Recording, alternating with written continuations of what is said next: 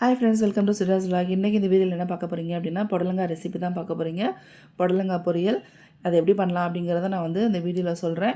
எல்லாருமே பொரியல் கூட்டு அப்படின்னு நிறையா பண்ணுவீங்க. பட் ஆனால் இதோட ஹெல்த் பெனிஃபிட்ஸ் இது எப்படி சமைக்கணுங்கிறப்ப ஃபுல் டீட்டெயில் ப்ராசஸ் வந்து இதில் நான் வந்து ஷேர் பண்ணுறேன். மறக்காமல் என்னோடய சேனலை லைக் பண்ணுங்கள், ஷேர் பண்ணுங்கள், கமெண்ட் பண்ணுங்கள். சுஜாஸ் vlog சேனலை சப்ஸ்கிரைப் பண்ணிவிட்டு பக்கத்தில் இருக்க பெல் பட்டனை ப்ரெஸ் பண்ணுங்கள். அப்போ தான் நான் போகிற வீடியோஸ் நீங்கள் உடனே பார்க்கலாம்.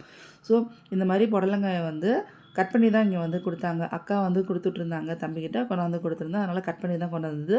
புடலங்காய் நம்ம சமைக்கும்போது மெயினாக இப்போ நான் வந்து கத்தியை வச்சு மேலே அந்த ஒயிட் கலரில் ரிமூவ் பண்ணேன் பார்த்தீங்களா, கண்டிப்பாக அதை நீங்கள் பண்ணியே ஆகணும். ஏன்னா அது உடம்புக்கு நல்லது கிடையாது. அதில் வந்து நமக்கு இந்த புடலங்காயில் அந்த பச்சை ஸ்மெல் இருக்கும். டேரெக்டாக நீங்கள் அந்த தோலை வந்து அந்த ஒயிட் கலரில் இருக்கும் பார்த்தீங்களா, அதை நீங்கள் ரிமூவ் பண்ணாமல் சமைச்சிங்க அப்படின்னா அந்த பச்சை வாசனை ப்ளஸ் அதில் வந்து நேச்சுரலாகவே ஒரு சில பூச்சிகள் வந்து இருக்கும். அது நம்ம கண்ணுக்கே தெரியாது. அதனால் அந்த தோலை வந்து என்ன பண்ணணும் அப்படின்னா, ஒயிட் கலரில் இருக்கிறத ஜஸ்ட் அந்த கத்தியை வச்சு நீங்கள் முழுசாக தோலை கட் பண்ணணும் கிடையாது. மேலே ஜஸ்ட்டு ஸ்க்ராட்ச் பண்ணாலே அழகாக வந்துடும். ஸோ அது மாதிரி வந்ததுக்கப்புறம் உள்ளே இருக்கக்கூடிய விதைகள் எல்லாம் எடுத்துகிட்டு இது மாதிரி உங்களுக்கு வேணுங்கிற சைஸில் கட் பண்ணிக்கோங்க. கட் பண்ணிவிட்டு இதை நீங்கள் வந்து என்ன பண்ணணும் அப்படின்னா, இது மாதிரி உப்பு போட்டு ஒரு 1/4 மணி நேரம் இல்லைன்னா ஒரு 20 நிமிஷத்துக்கு அதை அப்படியே வச்சுருங்க. ஸோ நீங்கள் தோலெல்லாம் நீக்கினது அந்த மேலே அந்த கத்தியை வச்சு நல்லா தேய்ச்சி எடுத்ததுக்கப்புறம் வாஷ் பண்ணிவிட்டு அதுக்கப்புறம் கட் பண்ணுங்கள். ஸோ இதுக்கு நான் வந்து சேர்க்குறதுக்கு கடலைப்பருப்பு வந்து ஒரு கைப்பிடி அளவுக்கு நான் எடுத்து வாஷ் பண்ணிவிட்டு அதை வந்து கொஞ்சம் 2ஆக உடையிற பக்குவத்துக்கு வேக வச்சு நான் எடுத்துக்கிறேன். இப்போ பாருங்கள், ஒரு 1/4 மணி நேரம் 20 நிமிஷம் வந்து ஊறிடுச்சு. இதை வந்து தண்ணீர் வந்து சேர்ந்துருக்கு பார்த்தீங்களா, உப்பு நம்ம மிக்ஸ் பண்ணதுனால.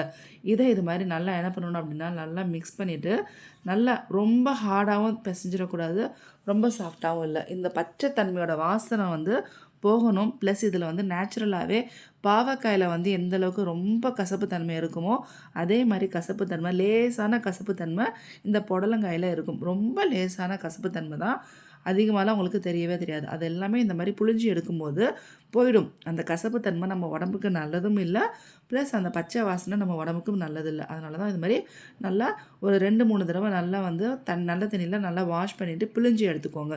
ஸோ கடலைப்பருப்பு நான் உடச்சி காமிச்சேன் பார்த்தீங்களா, அந்த மாதிரி பக்குவத்தில் வேக வச்சு எடுத்துகிட்டு இந்த புடலங்காயை நம்ம வாஷ் பண்ணி வச்சுருக்கோம் இல்லையா, தண்ணியிலேருந்து பிரிஞ்சு எடுத்துகிட்டு வெறும் கடாயில் நல்லா வறுத்து எடுத்துக்கணும். அப்போ தான் உங்களுக்கு இந்த புடலங்காய் நமக்கு டைஜஷனுக்கு ஈஸியாக இருக்கும். ப்ளஸ் வெந்து வரும், அந்த பச்சை வாசனை எதுவுமே இருக்காது.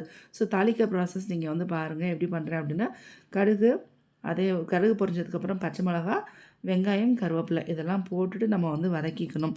ஸோ அதுக்கப்புறம் நம்ம என்ன பண்ணலாம் அப்படின்னா, வறுத்து வச்சுருக்க புடலங்காயை சேர்த்துட்டு அந்த வேக வச்ச கடலைப்பருப்புலாம் சேர்த்துட்டு நம்ம வந்து நல்லா மிக்ஸ் பண்ணிவிட்டு வேணும்னா நமக்கு வந்து தேங்காய் பூ சேர்த்துக்கலாம், இல்லைன்னா தேங்காய் பூ ஆப்ஷனல் தான். பட் நான் வந்து சேர்த்துருக்கேன் தேங்காய் பூ இதில். ஓகே ஃப்ரெண்ட்ஸ், இவ்வளோ தான் இந்த பொரியல் வந்து ரெசிபி. தேவையான அளவுக்கு உப்பு நான் வந்து சேர்த்துருக்கேன். இப்போ வந்து நமக்கு உப்பு போட்டு நல்லா வாஷ் பண்ணதுனால அந்த புடலங்காயில் உப்பு வந்து சேர்ந்துருக்கும். அதனால் பார்த்து உப்பு சேர்த்துக்கோங்க.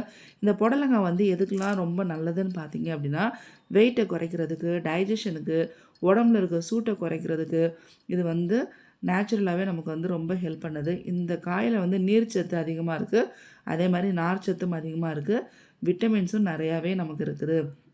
வெயிட்டெல்லாம் குறைக்கணும்னு நினைக்கிறவங்க தாராளமாக அந்த காயை எடுத்துக்கோங்க. இதில் வந்து கொஞ்சம் கம்மியான அளவுக்கு கேலரிஸ் இருக்குது, அதிகமாக நார்ச்சத்து இருக்கிறதுனால நமக்கு வந்து வெயிட் லாஸ்க்கு ரொம்பவே ஹெல்ப் பண்ணும். அதே மாதிரி டைஜஷனுக்கு வந்து எப்படி அப்படின்னா, நார்ச்சத்து இதில் அதிகமாக இருக்கிறதுனால நமக்கு கான்ஸ்டிபேஷன் ப்ராப்ளம் வந்து குறைச்சிடும். அதனால நமக்கு வந்து வயிற்று பிரச்சனையெல்லாம் நமக்கு வந்து தடுத்துட்டு செரிமானத்துக்கு ரொம்ப உதவும். நம்ம வந்து உடம்பு ஹீட்டாக இருக்கும் சொல்லுவோம் இல்லையா, அந்த மாதிரி உள்ளவங்களுக்கு இந்த காயை சாப்பிடும்போது இதில் நீர்ச்சத்து இருக்கிறதுனால நம்ம உடம்பு சூட்டை குறைச்சி நம்ம உடம்பு வந்து கூலிங்காக வச்சுக்கும். அதே மாதிரி ரத்தத்தில் வந்து சுகரை வந்து கண்ட்ரோலாக வச்சுக்கிறதுக்கு இது ஹெல்ப் பண்ணுது. நம்ம ஹார்ட்டுக்கு கெட்ட கொழுப்பை வந்து குறைச்சி நம்ம ஹார்ட்டை வந்து ஸ்ட்ராங்காக வச்சுக்கிறதுக்கும் ஹெல்த்தியாக வச்சுக்கிறதுக்கும் இந்த காய் ரொம்ப ஹெல்ப் பண்ணுது. கல்லீரலுக்கு இந்த காய் வந்து ரொம்பவே பாதுகாப்பாக இருக்கும்னு சொல்லலாம். நம்ம கல்லீரலில் இருக்கக்கூடிய நச்சுக்களை நீக்கிறதுக்கு இந்த காய் ரொம்ப ஹெல்ப்ஃபுல்லாக இருக்கும். இவ்வளோ தான் ஃப்ரெண்ட்ஸ், நான் செஞ்சுருக்க பொரியல் ரெசிபி பிடிச்சிருந்தா நீங்களும் ட்ரை பண்ணுங்கள். ப்ராப்பராக புடலங்காயை யூஸ் பண்ணுங்கள். தேங்க்ஸ் ஃபார் வாட்சிங்.